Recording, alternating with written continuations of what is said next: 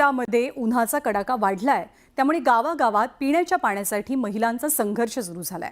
अनेक ठिकाणी पाणी टंचाईचाही सामना करावा लागतोय, त्यामुळे महिलांना पाण्यासाठी दाही दिशा भटकावं लागतंय। पुणे जिल्ह्यातल्या खेडमधील पडसूळ गावात मात्र पाणी टंचाईनं कहर केलाय। या गावामध्ये एका घरात केवळ 2च हंडे पाणी मिळतंय आणि तिसरा हंडा घेतला तर 100 रुपयांचा दंड आकारला जातोय। पाहूया या गावातली परिस्थिती नेमकी काय आहे।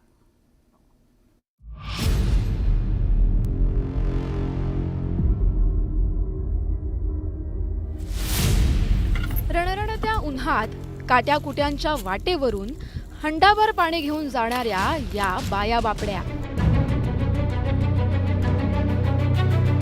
गावाबाहेरील विहिरीतून त्यांना केवळ 2च हंडे पाणी नेण्याची मुभा आहे। तिसरा हंडा भरल्यास 100 रुपयांचा दंड भरावा लागणार आहे। ऐन उन्हाळ्यात घोटभर पाण्यासाठी महिलांना शिक्षा देणारं हे आहे खेड जिल्ह्यातील पडसूल गाव। वरून पाहिलं तर पाणी दिसणारही नाही अशा विहिरीतून पोटाला पीळ पडेल एवढ्या खोलवरून पाणी ओढायचं। या पाण्यानं केवळ 2च हंडे भरायचे। तिसरा हंडा भरला तर 100 रुपये दंड भरायचा। त्यामुळे महिलांना आता पाणी पिण्यासाठीही पैसे मोजावे लागतायत। गेल्या 3 पिढ्यांपासून या गावात पाणी टंचाईची समस्या कायम आहे।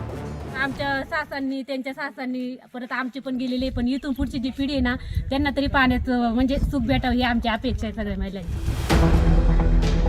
पाण्यावर दंड आकारणाऱ्या या गावात ही एकमेव विहीर आहे। पाण्याचा अपव्यय टाळण्यासाठी ग्रामपंचायतीनं हे पाऊल जरी उचललं असलं तरी आजूबाजूला 3 धरणं असूनही पाणी का नाही? जलजीवन मिशन योजना प्रलंबित का आहे असा सवाल हे ग्रामस्थ विचारतायत।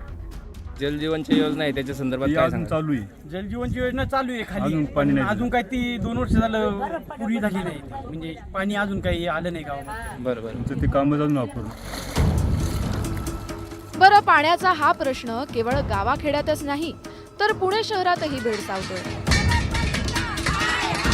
पुण्यातील खराडी चंदननगर भागातील महिलांनी पाण्यासाठी शासनाविरोधात धडक मोर्चा काढला। नळ अगदी कोरडे पडलेत आणि महिलांच्या खरं तर डोळ्यामध्ये पाणी यायला लागलेलं आहे।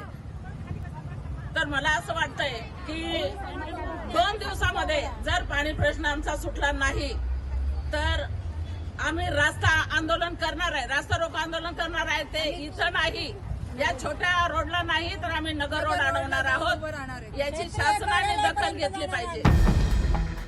पुण्यानंतर तिकडे पैठण तालुक्यातही सर्वच तलावांनी तळ गाठला असून 10 गावांना टँकरद्वारे पाणी पुरवठा केला जातोय। गावच्या महिलांना घरातली कामं सोडून टँकरची वाट पाहत बसावी लागतेय। राज्यातील पाणी टंचाईच्या पार्श्वभूमीवर सरकारनं उपाययोजना सुरू केल्याचं जलसंपदा मंत्री सांगतायत। पिण्याच्या पाण्याच्या माध्यमातून महाराष्ट्र राज्याचं या ठिकाणी नियोजन करण्यात आलेलं आहे। जवळपास आतापर्यंत मी तपास केला तर जवळपास 100च्या आसपास टँकर आतापासून सुरू झालेले आहे आणि पुढच्या काळामध्ये पाण्याची पातळी जर पाहिली तर दिवसेंदिवस घसरत असल्यामुळे टँकरची वाढ होईल असं या ठिकाणी दिसतंय। एप्रिल महिना अजून सुरूही झालेला नाही आणि राज्यातील अनेक भागात पाणी टंचाईनं कहर केलाय।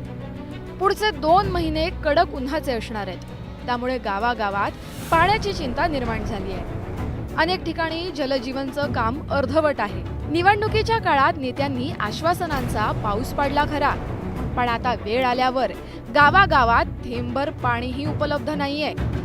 त्यामुळे या नेत्यांना आश्वासनांची आठवण करून देण्याची वेळ आली आहे। Bureau report, news 18 Lokmat.